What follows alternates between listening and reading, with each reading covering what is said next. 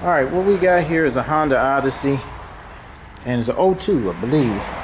Came in here with staying in like a fail-safe mode, and the codes that was written down was a lot of them. First of all, you had some oxygen sensor codes, misfire codes, random, multiple, but that's not what we had to deal with. We had P0758 shift solenoid B electrical, and it also had a P1740 problem fourth clutch pressure switch circuit. Now, the very first thing we're dealing with is shift solenoid B.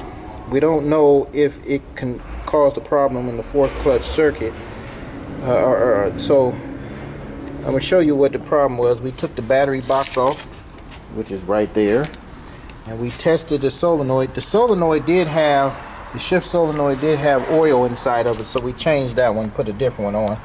Shift solenoid B is the first one closest to the radiator on the top. But the issue, after we put that in, still had it. That same code came back right away, which was an electrical code. Okay, so what we saw here, the connector that goes down to the 151 ground, which is on the side of the transmission, took that loose, and what we saw was that this wire here is broken right there. The other part is right where it's tongue.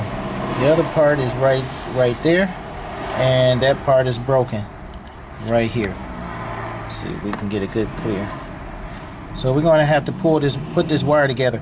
What I'm going to do, I took the part off here, the white piece. I'm going to try to pull that out, and then I'm going to try to repair this, probably with a different wire, and get back on here where I can connect this together. But if it's too short and I can't do it, something go wrong, then I'm going to have to bypass this and just go from this wire and go to the next wire. Where is it? The part of the wire harness that's over here, and I'm going to try to make a connector that connects to each other so it can come loose just like this. So this is the problem that caused that, what was it, shift solenoid B electrical P0730.